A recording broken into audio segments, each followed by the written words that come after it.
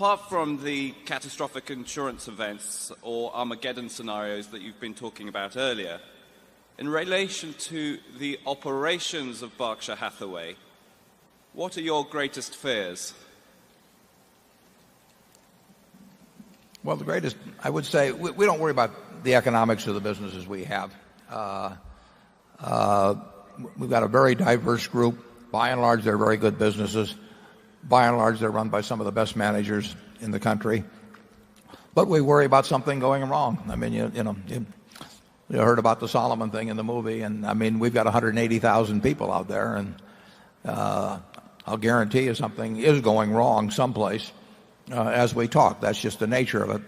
But what you hope is that it's relatively unimportant, or that we catch it, but that's, that is something that we know will happen. We try to have a culture that minimizes that, and I think we do have a culture that minimizes that. It's very important in our view to have the right incentives, and many places we think have incentives that aren't so good. I mean, when I get on an airplane and we own the company like NetJets, the last thing in the world I want to tell the pilot is that I'm running late and I hope we can get to New York a little faster. I mean, that is dumb to incent a pilot who may be worried that, somehow you affect his job or something, to get in a hurry about the takeoff or the checklist or whatever it may be. And companies do that time after time in their compensation plans or things that they incent people, in our view at least, to some of the wrong things. You should not have a system that causes people to, for example, worry about quarterly earnings. None of our managers do not submit budgets into Almo. I have no idea what we're going to earn next quarter, and I have no implicit body language out there or anything of the sort to our managers that I'm hoping to earn X dollars per share in the quarter. Because in the insurance business particularly, you can report any numbers basically that you want to if you write long tail business for a short period of time. And we've got 45 billion of loss reserves. Well, who knows whether the right figure is 45 billion or 46 or 44. And if the desire is to report some given number in a given quarter, instead of saying 45 billion, you say 44.75 billion or something of the sort. Let's assume at the start of the year I asked everybody to submit budgets, and then I went out in Wall Street and preached a bunch of numbers. Even if their compensation didn't depend on it, the managers would feel, we don't want to let Warren down on this, so, we'll take an optimistic view of reserves. And that's easy to do at the end of the quarter, and we won't let him down, and then he won't look like a jerk in front of Wall Street. So we try to avoid that sort of thing. But even then, that is what we worry about. We don't worry about this place making money. I mean, we'll make money. Charlie?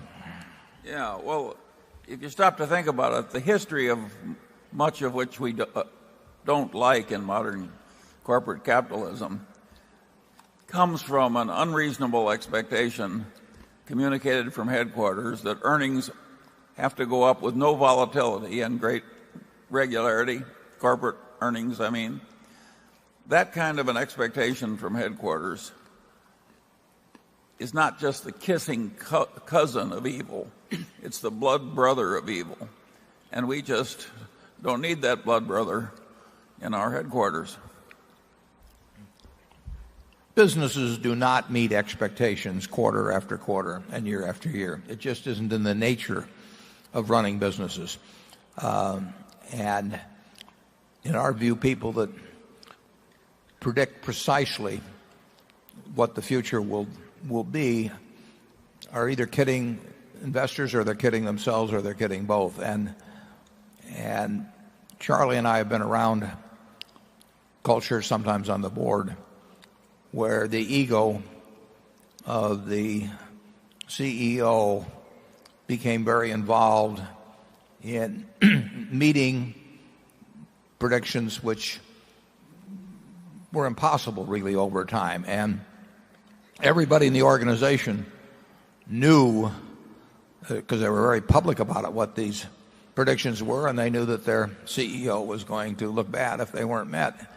And that can lead to a lot of bad things. Setting up a system that either exerts financial or psychological pressure on the people around you to do things that they probably really don't even want to do in order to avoid disappointing you. I mean, I just think that it's a terrible mistake, and we'll try to avoid it.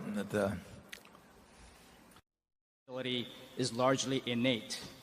So if these characteristics are inherent, and you were to attempt to consistently identify future great managers or entrepreneurs before there's a track record, how would you go about doing it? And in particular, could there be a way to know that before someone's made a lot of money, before they've built a business that they love and feel passionate about, that they will develop those types of qualities later in life? That's a terrific question, and we have dodged it largely over the years by actually buying businesses from people where we've seen the record. In other words, I'm not sure I can go, in fact, I'm quite sure I can't go to an MBA class of 50 and sit down and talk with each one, examine their grades, examine their extracurricular activities, and whatever, talk to their parents. I'm not sure I could rank those 50 very well in terms of their potential for future business success. And of course, some of it would depend on what areas they entered into in business. So I think it's tough. I think it's tough to go out to the practice tee where people are not actually hitting balls but just taking practice swings and say which one is a 2 handicap and which one's a 15 handicap and which ones can make it on the tour.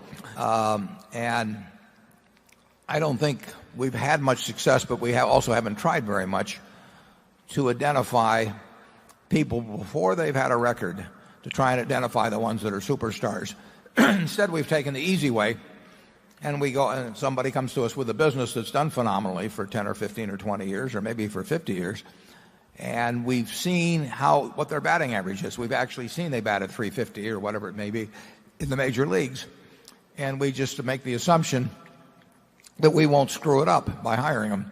And that's far easier. The one interesting thing, and I wish I could remember where I saw this study, and it may not even be a valid study, but I do remember seeing something many years ago where they tried to correlate business success with various variables. And they took grades in school and whether they got MBAs and all that sort of thing. And they found that the best correlation was with the age at which they started their own business first. The people that got very interested in starting lemonade stands or whatever tended to have better, tended to correlate better with business success than other variables. And I do think there's a lot to wiring. I think there's also a lot to working with the wiring you have and developing it over time. I don't think it's all innate, and I don't think you can't improve. I know you can improve on what you're given at birth. Yeah, part of it's intelligence and part of it is temperament. I think sensible people with the right temperament and the right intelligence, if they live long enough in our system, will get rich. But temperament is, I think, to some extent inherited too, don't you? Yeah. Charlie, when did you first think business was something of interest to you? Very early. I loved games of chance, and I loved trying to learn how to win at them.